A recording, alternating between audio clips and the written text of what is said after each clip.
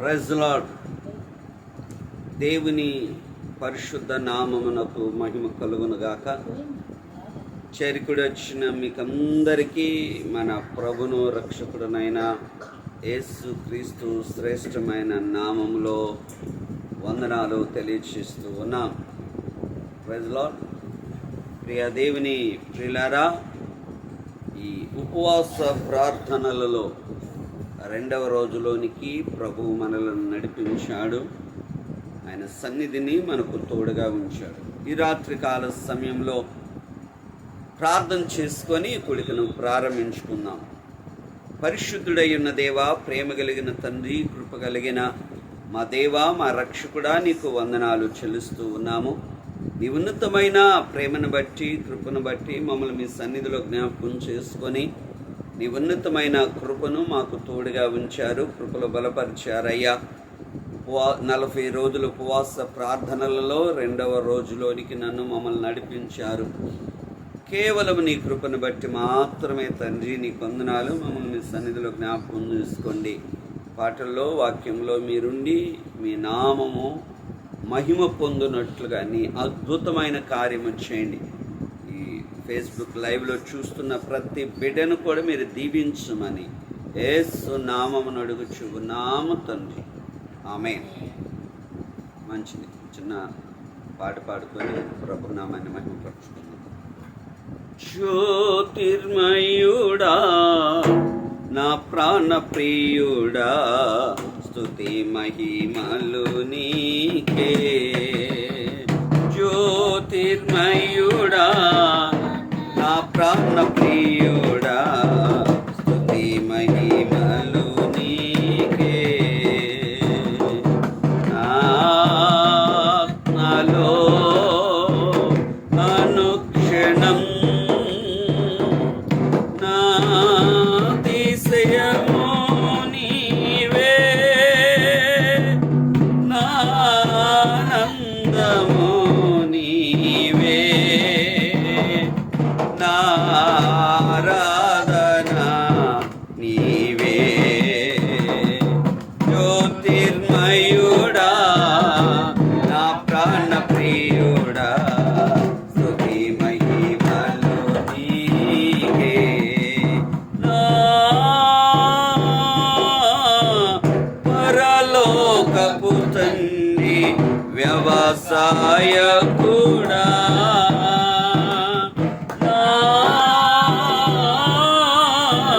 పరలోకపు తండ్రి, వ్యవసాయకుడా, నీ తోటలోనే ద్రాక్షవల్లితో నన్ను అంటు కాటి స్థిరపరచావా. నీ తోటలోని ద్రాక్షవల్లి నన్ను అంటు కాటి స్థిరపరచావా. జ్యోతిర్మయుడా, నా ప్రాణ ప్రియుడా, స్తుతి మహిమలు నీకే. నా పరలోకపు తండ్రి, నా మంచి కుమారి, నా పరలోకపు తండ్రి, నా మంచి కుమారి, నీకిష్టమైన పాత్రను చేయ నన్ను విసిరేయక సారెపై ఉంచావా. నీకిష్టమైన పాత్రను చేయ నన్ను విసిరేయక సారెపై ఉంచావా. జ్యోతిర్మయుడా, నా ప్రాణ ప్రియుడా, స్తుతి మహిమలు నీకే. నా తండ్రి కుమారా, పరిశుద్ధాత్ముడా, నా తండ్రి కుమారా,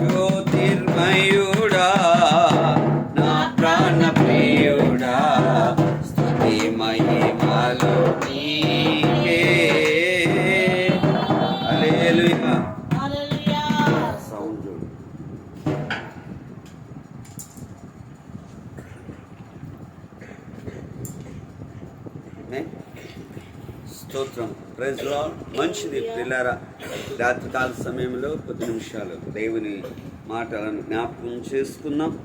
మన ధ్యాన నిమిత్తం నెహెమ్యా గ్రంథం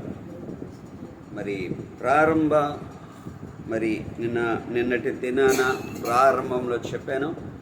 సంవత్సరం మనం నెహెమ్యా గ్రంథాన్ని ధ్యానం చేద్దామని. ప్రతి సంవత్సరం ఏదో ఒక పుస్తకం, ఏదో ఒక అంశాన్ని ధ్యానం చేయటం మనకు అలవాటు. అదే రీతిగా ఈ రాత్రి ప్రత్యేకించి నెహెమ్యా గ్రంథాన్ని మనం ప్రతిరోజు ధ్యానం చేసుకుందాం. మొదటి అధ్యాయం మొదటి వచనాన్ని చదువుకుందాం. హకల్య కుమారుడైన నెహెమ్యా యొక్క చర్యలు. 25వ సంవత్సరములో క్లీసేవు మాసమున నేను షూషాను కోటలో ఉండగా నా సహోదరులలో హనానీయను ఒకడును యూదులలో కొందరును వచ్చి చెరపట్టబడిన శేషములో తప్పించుకొనిన యూదులను గూర్చియు యెరూషలేమును గూర్చియు నేను వారిని అడుగగా. గమనించండి, ఈ పుస్తకము బైబిల్ గ్రంథములో 16వ పుస్తకం. నెహెమ్యా అనే పేరును మనం ఈ పుస్తకాన్ని చూడగలుగుతాం. ఈ గ్రంథకర్త నెహెమ్యాయే.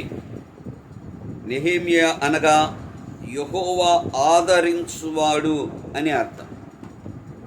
గమనించండి, ఆదరణ, ఆదరించే అనుభవం పరిశుద్ధాత్మునిలో మనము చూడగలుగుతాం.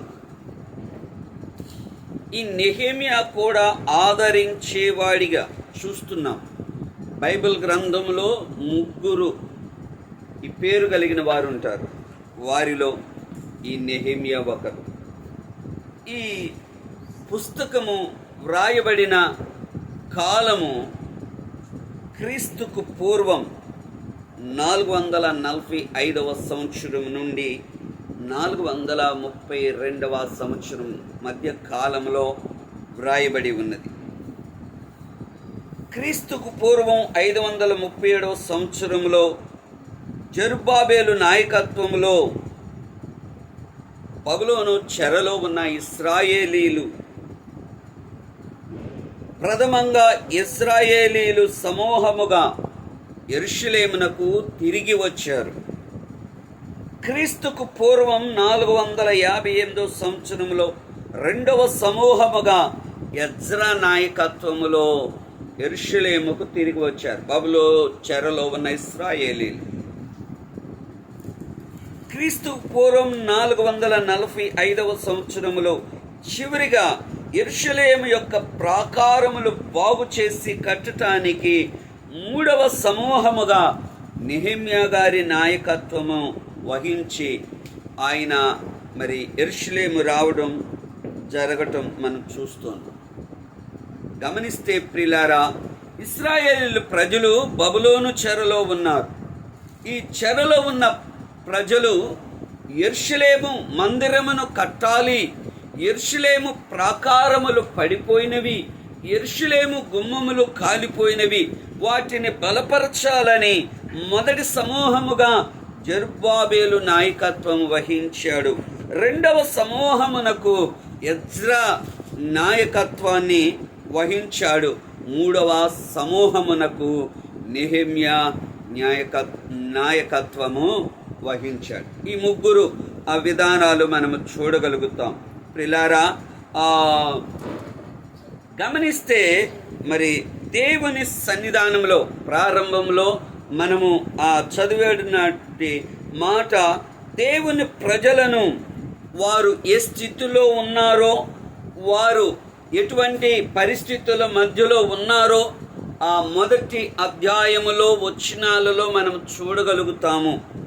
వారు పడిన స్థితిలో ఉన్నారు గనక వారిని విడిపించటానికి ప్రియులారా నెహెమ్యా పూనుకొని తను ఉన్నటువంటి ఆ ఉద్యోగమును కూడా విడిచిపెట్టి యెరూషలేము ప్రాకారములు కట్టడానికి ఆయన ప్రయాసపడి వచ్చినట్లుగా మనము చూడగలుగుతాం.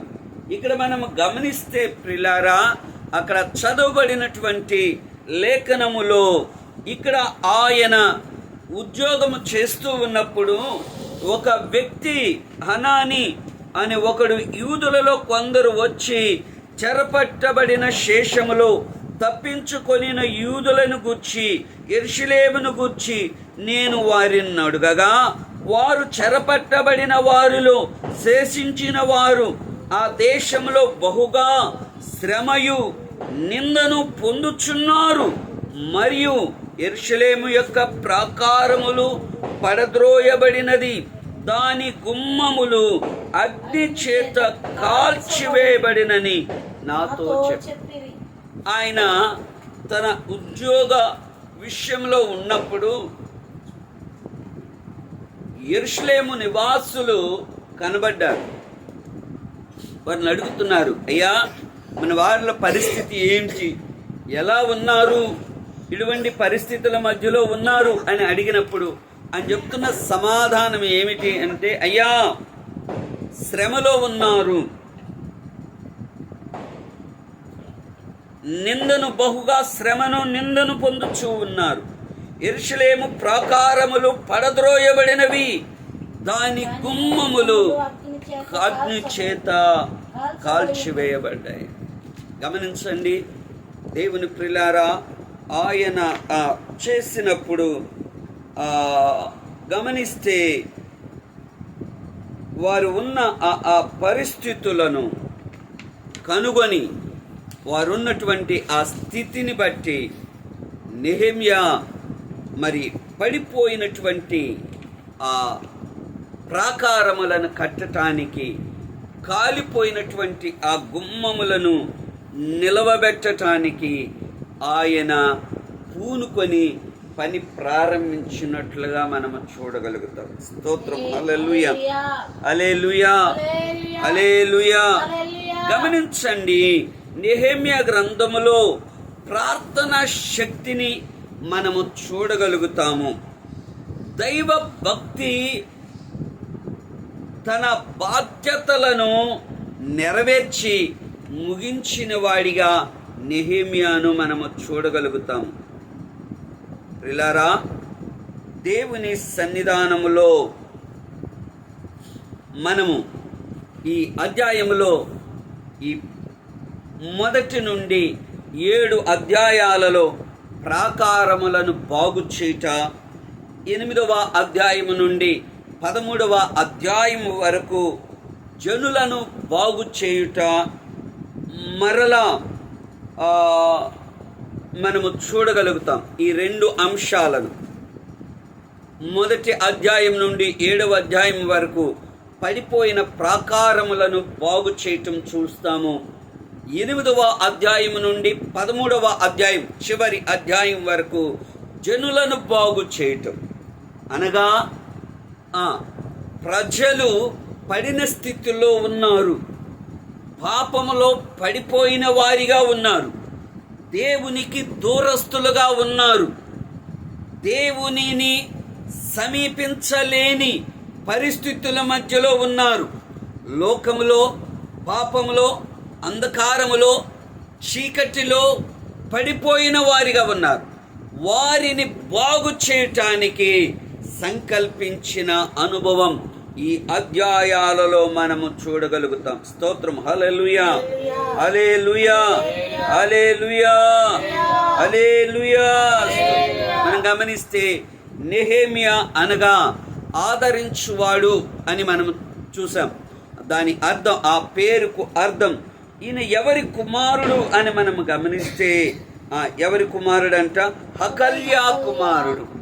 హకల్యా అనగా యెహోవా కొరకు ఎదురు చూచువాడు అని అర్థం. యెషయా గ్రంథం 40వ అధ్యాయం 31వ వచనంలో యెహోవా కొరకు ఎదురు చూచువారు నూతన బలము పొందుతారు. స్తోత్రం. హల్లెలూయా. ఎవరు పొందుతారంట నూతనమైన బలం? యెహోవా కొరకు ఎదురు చూచువారు నూతనమైన బలాన్ని పొందుకుంటారు అని దేవుని వాక్యం సెలవిస్తుంది. ఈ అహల్య దేవుని కొరకు ఎదురు చూశాడు. నూతనమైన బలము పొందాలని, నూతనమైన శక్తి చేత నింపబడాలని, పడిపోయిన ప్రాకారాలు కట్టబడాలని. ప్రజలు శ్రమలో ఉన్నారు, వీరికి ఆదరణ అవసరం. ప్రజలు నిందలో ఉన్నారు, వీరికి ఆదరణ అవసరం.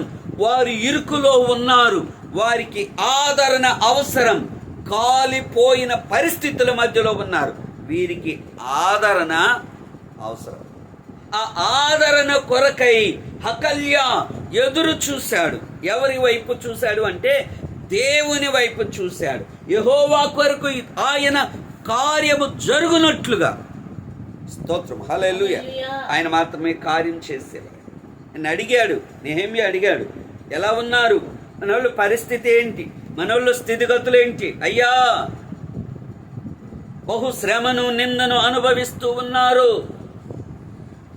మందిరము ఉందనే మాట లేదు, ప్రాకారములన్నీ కూల్చివేయబడ్డాయి, గుమ్మములు కాల్చివేయబడ్డాయి, శ్రమలో ఉన్నారు. మాకు ఆదరణ కావాలని ఎదురు చూస్తూ ఉన్నారు. నిజమే, ఆదరించే వారు ఎవరైనా ఉన్నారా? ఆదుకోగలిగిన వారు ఎవరైనా ఉన్నారా? ఈ స్థితి నుండి నన్ను లేవనెత్తగలిగిన వారు ఎవరైనా ఉన్నారా? ఈ పరిస్థితులను మార్చగలిగిన వారు ఎవరైనా ఉన్నారో అని ఎదురు చూస్తూ ఉన్నారు. హకల్య కూడా ఎదురు చూశాడు. కనుకున్న ఆ ప్రజల యొక్క స్థితిగతులు ఎలా ఉన్నాయి అంటే శ్రమలో ఉన్నారు, నిందలో ఉన్నారు, అవమానముల మధ్యలో ఉన్నారు, పడిన స్థితిలో ఉన్నారు. లేవనెత్తబడాలి, ఆదరించాలి. గమనిస్తే యెరూషలేము నుండి యెరికో పట్టణానికి వెళుతూ ఉన్న ఆ మార్గములో దొంగల చేత కొట్టబడి అన్ని దోచుకొనబడి మార్గం పక్కన పడిన స్థితిలో ఉన్నారు. ఆ మార్గంలో ఎవరో ఒకళ్ళు వెళుతూ ఉన్నారు, ఆ మార్గంలో వెళుతూ ఉన్నారు. వెళ్ళే వాళ్ళు చూస్తున్నారు, కానీ ఎవ్వరు కూడా అతనిని ఆదరించిన వారు లేరు. ఎవ్వరు కూడా అతని ఆ పడిన స్థితిలో నుండి లేవనెత్తాలి అనే ఆలోచన ఎవరు చేయట్లేదు. ఎవరికి వారు ఎవరు పట్టించుకోవట్లేదు.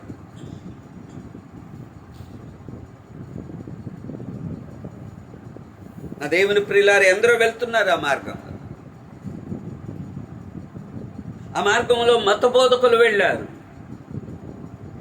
ఆ మార్గంలో అనేకమైనటువంటి సత్యాలను బోధించే వాళ్ళు వెళ్ళారు.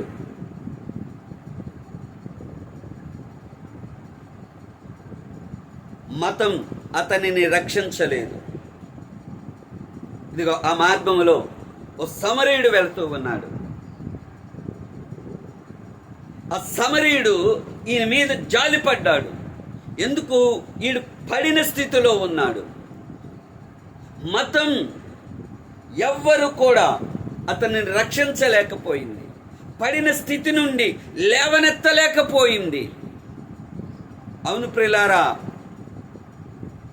ఈ లోకంలో ఉన్న నన్ను ఆదరిస్తాడు నీ మతం, నీ ఏది కూడా నిన్ను ఆదరించేది ఏది లేదు. నిన్ను లేవనెత్తగలిగినది ఏది లేదు. ఇదిగో మనలను లేవనెత్తగలిగినది ప్రభు అయిన యేసు క్రీస్తు మాత్రమే. ఆయన మంచి సమరయునిగా ఇదిగో ఆ ప్రాంతానికి వచ్చి ఆ పడి ఉన్న స్థితిలో అతని గాయములు కట్టి అతనికి ఆహారము పెట్టి అతని ఒక పూటకూళ్ళ వాని ఇంటికి చేర్చాడు. స్తోత్రం, హల్లెలూయా. నా దేవుని ప్రియులారా, ఎందుకు? ఆయన మాత్రమే ఆదరించేదే. హకల్య కూడా శ్రమలో ఉన్నారు అని దేవుని కొరకు ఎదురు చూస్తూ ఉన్నాడు.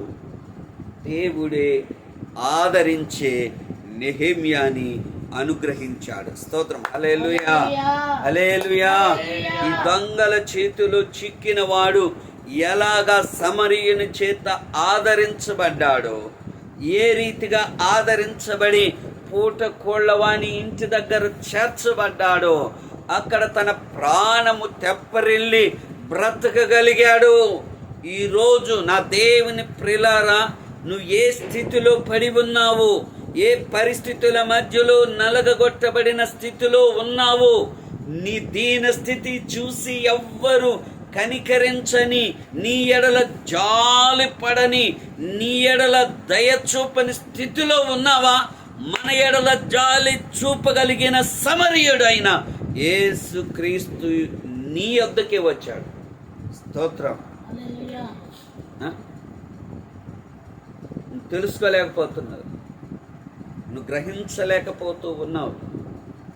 మతం ముసుగులో, కుల కట్ల మధ్య, వర్గ కట్ల మధ్య బందీవైపోయి సత్యాన్ని గ్రహించలేక నువ్వు అక్కడే పడి ఉన్నావు.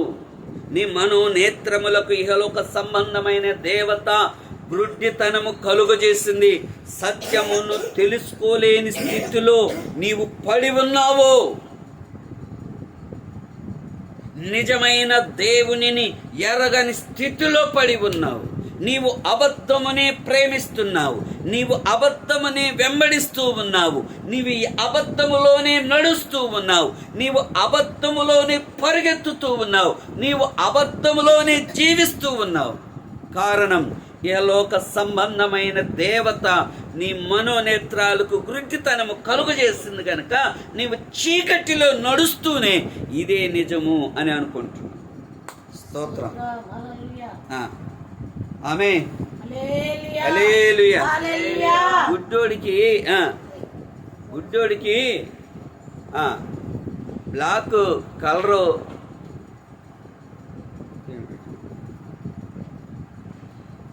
బ్లాక్ కలరు క్లాత్ ఇచ్చి, అయ్యా ఇది వైట్ అన్నామనుకో అని నమ్ముతాడు. ఎందుకంటే వాడు చూడలేడు కాబట్టి కదా. నిజమే, ఈరోజు ఈ గురుడితనంలో ఉండి నిజమేమిటో సత్యమేమిటో గ్రహింపు లేకుండా అలా కొనసాగుతూ ఉన్న పరిస్థితి. ఇదిగో నువ్వు ఏ స్థితిలో పడి ఉన్నావో, గురుడితనంలో పడి ఉన్నావా, అబద్ధంలో పడి ఉన్నావా, మోసంలో పడి ఉన్నావా, బలహీనత చేత పడి ఉన్నావా, సమస్యల మధ్యలో పడి ఉన్నావా, నిన్ను ఆదరించగలిగిన వాడు ప్రభు అయిన యేసుక్రీస్తు మాత్రమే. స్తోత్రం. ఇదిగో ఆ మార్గంలో వెళుతూ ఉన్నటువంటి ఆ వ్యక్తిని ఏం చేశారు? దొంగలు కొట్టారు, తనకున్నదంతా దోచుకున్నారు, పడగొట్టేసి వాళ్ళ దారిని వాళ్ళు వెళ్ళిపోయారు.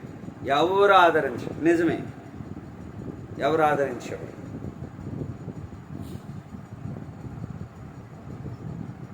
నీ ఎడల జాలి పడేవాళ్ళు కూడా ఎవరు లేరు.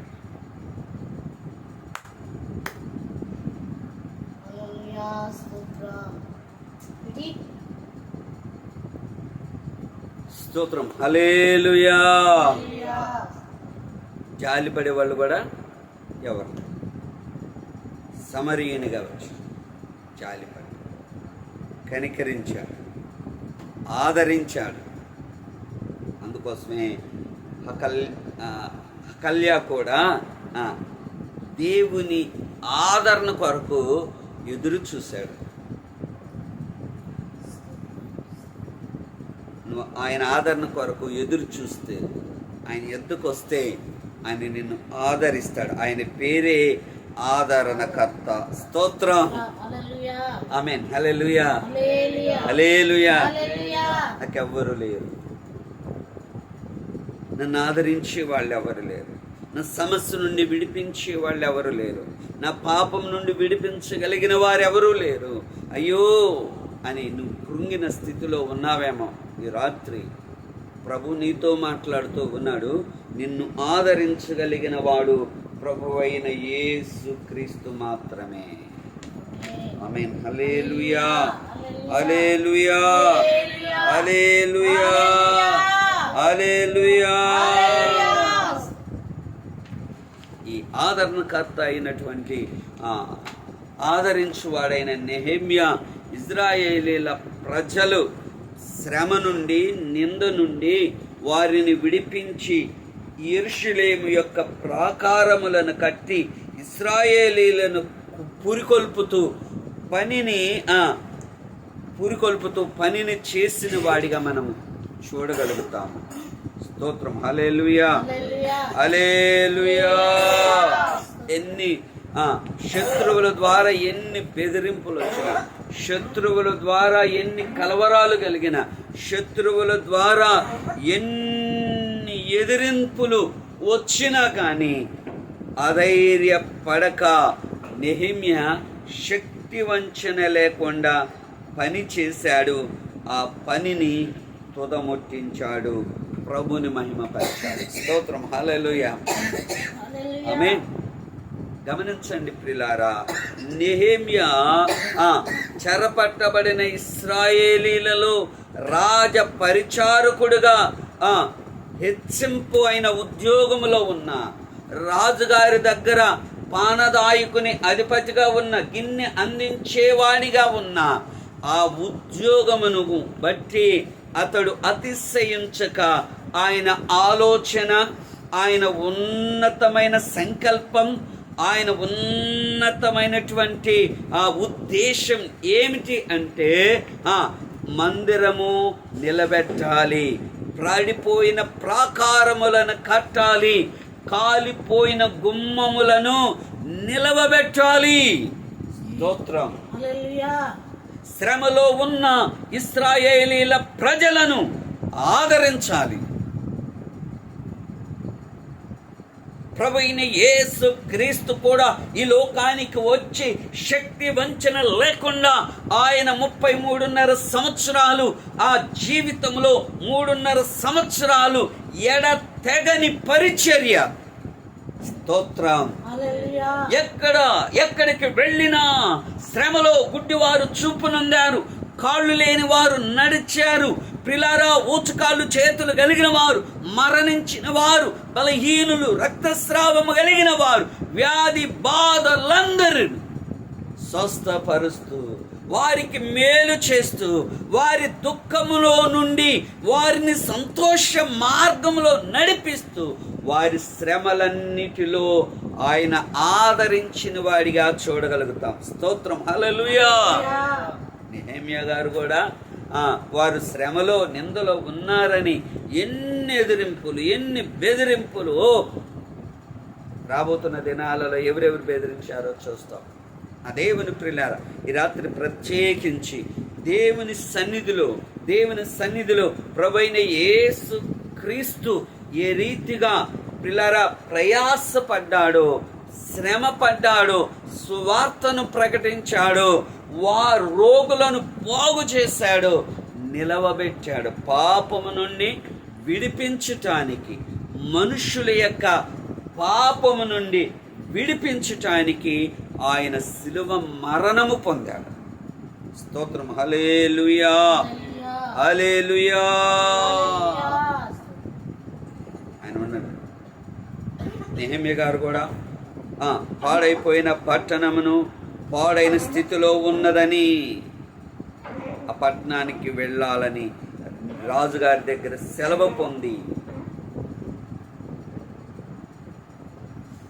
ఆయన మందిరపు పని చేయటానికి సిద్ధపడి వచ్చాడు. మొదటి వచనములో షూషాను కోటలో ఉన్న అనుభవాలు చూడగలుగుతాం.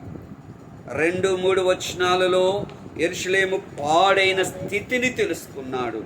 4వ వచనంలో నెహెమ్యా తనను తాను తగ్గించుకొని యెరూషలేము కొరకు దేవుని ఎదుట విజ్ఞాపన చేయటం ప్రారంభించుతాడు. స్తోత్రం. హల్లెలూయా, హల్లెలూయా. మనం గమనిస్తే ఇక్కడ మొదటి నెహెమ్యా చర్యలు అనగా నెహెమ్యా కార్యాలు లేక పరిశుద్ధాత్ముని యొక్క కార్యాలు అని మనం చూడగలుగుతాం. స్తోత్రం. హల్లెలూయా, హల్లెలూయా. క్రొత్త నిబంధనలోని అపోస్తుల కార్య గ్రంథమునకు పాత నిబంధనలోను ఉన్న నెహెమ్యా గ్రంథానికి పోలికొన్నది. స్తోత్రం. హల్లెలూయా.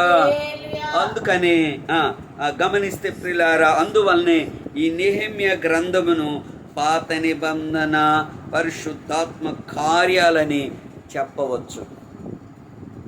క్రొత్త నిబంధనలో అపోస్తుల కార్యగ్రంథములో ఏ రీతిగా దేవుని అద్భుతం, దేవుని అపోస్తులు ఏ రీతిగా ప్రభు పనిచేశారో, శ్రమలు, ఇరుకులు, ఇబ్బందులన్నిటినీ నెహెమ్యా గారు కూడా వారు పరిశుద్ధాత్మ చేత సంఘాలను కట్టారు, సువార్తను ప్రకటించాడు.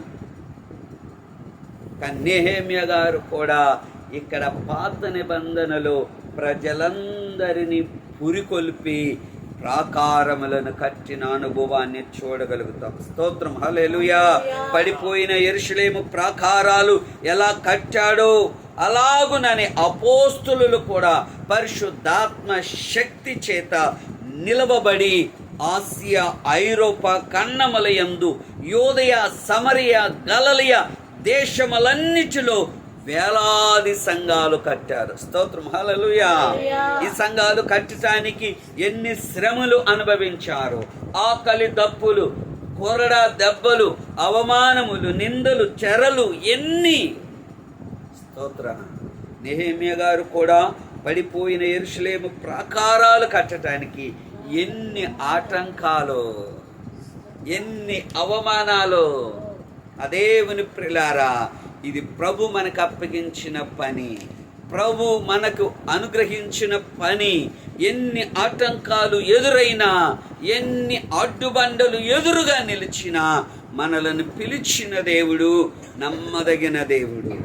ఆయన కొరకు ఎదురు చూసి ఆయన సన్నిధిలో విజ్ఞాపన. అందుకనే నెహెమ్యా ఈ పని ప్రారంభించటానికి ప్రార్థనతో ప్రారంభించాడు. స్తోత్రం. అందుకే జయం పొందుకున్నాడు, అందుకే ఎదిరింపులు వచ్చినా భయపడలేదు, అందుకే ధైర్యముగా నిలవబడ్డాడు. పరిశుద్ధాత్ముడే అతనికి ధైర్యాన్ని ఇచ్చాడు. స్తోత్రం. ప్రార్థన, ప్రార్థన దేవుని సన్నిధిలో, ఈ ప్రార్థన దేవుని సన్నిధిలో ప్రియులారా, ఈ ప్రార్థన అనుభవం అతనిని బలపరిచింది. అపోస్తులు కూడా ఏ రీతిగా ఎన్ని శ్రమలు వచ్చినా, రాళ్ల దెబ్బలే తిన్నారా, కొరడా దెబ్బలే తిన్నారా, ఆకలి దప్పుల, మరి ప్రయాస ఒక్కటే, సంఘములను కట్టాలి. ఆమె ఏం కట్టాలి? సంఘములను కట్టాలి, సంఘములను స్థాపించాలి.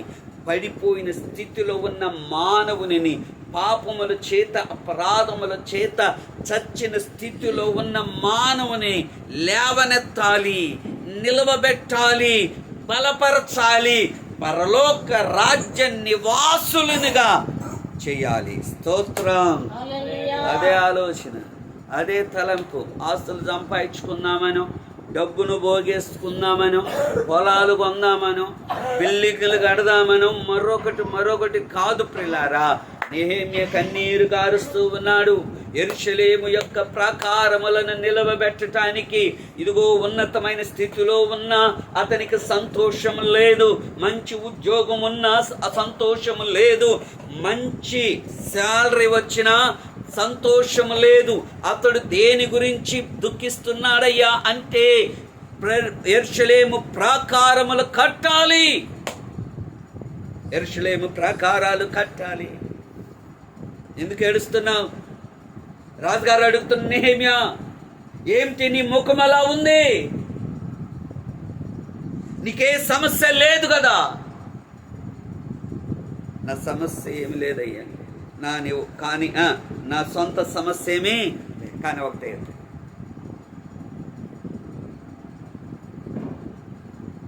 నా పితరులు, నా యెరూషలేము మందిరం పాడైపోయిందయ్యా, ప్రాకారాలు పడగొట్టబడ్డాయి, దాని గుమ్మములు కాల్చివేయబడ్డాయి, దాన్ని నిలబెట్టుకోవాలి.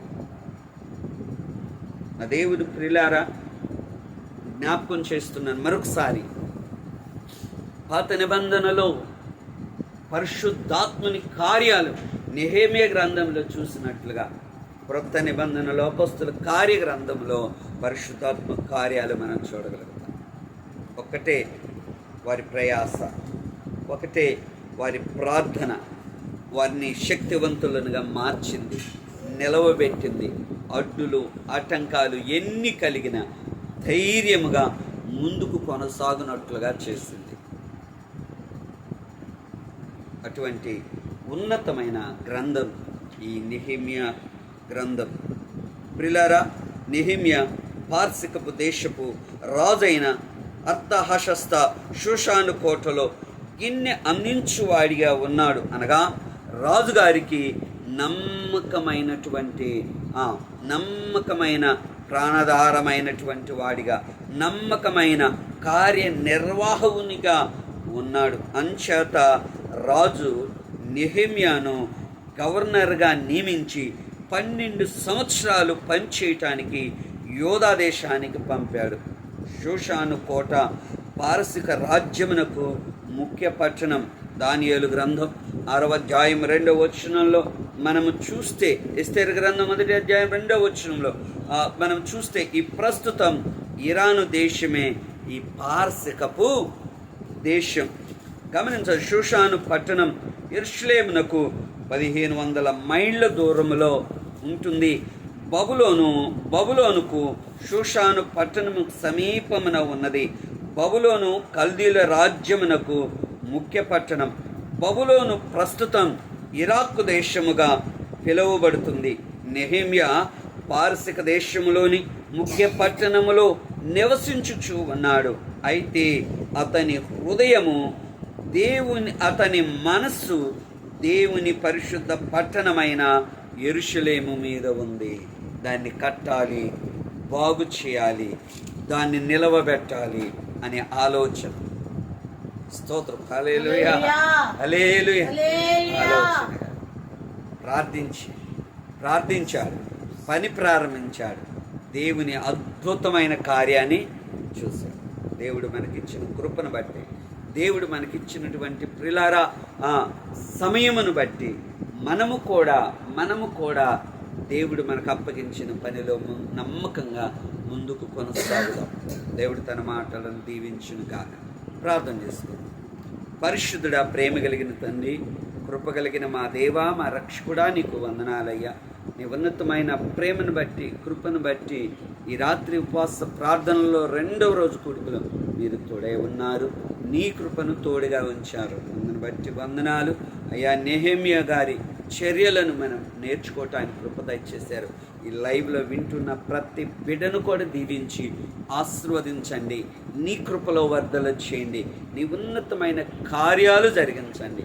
నీ కృప క్షేమాలు వెంట ఉంచమని ప్రార్థన చేస్తున్నాం. నీ కృపలో బలపరచమని ప్రార్థన చేస్తున్నాం. మీరే తోడై ఉండండి. అనేకులు నాయన విని అయ్యా ఈ ఫేస్బుక్ లైవ్లో అనేకులు ఆశీర్వాదింపబడినట్లుగా, మేలు పొందినట్లుగా సహాయం చేసి మహిమ పొందుకొనమని యేసు నామమున అడుగుచున్నాము తండ్రి, ఆమేన్. నా ప్రాణమా యెహోవాను సన్నతించుము, నా అంతరంగమును సమస్తమా ఆయన పరిశుద్ధ నామమును సన్నతించుము. నా ప్రాణమా యెహోవాను సన్నతించుము, ఆయన చేసిన ఉపకారములలో దేనిని మరువదు. ఆమేన్. ప్రియ దేవుని బిడ్డలారా, మీరెవరైనా సరే ఈ ఫేస్బుక్ లైవ్లో వింటూ ఉన్నటువంటి వారు ఎవరైనా మీ ప్రార్థన అవసరతలు ఏమున్నా సరే మాకు తెలియచేసిన ఎడల మీ కొరకు ప్రార్థన చేస్తాము. దేవునికి మహిమ కలుగునుగాక. అందరికీ వందనాలు. Praise lord.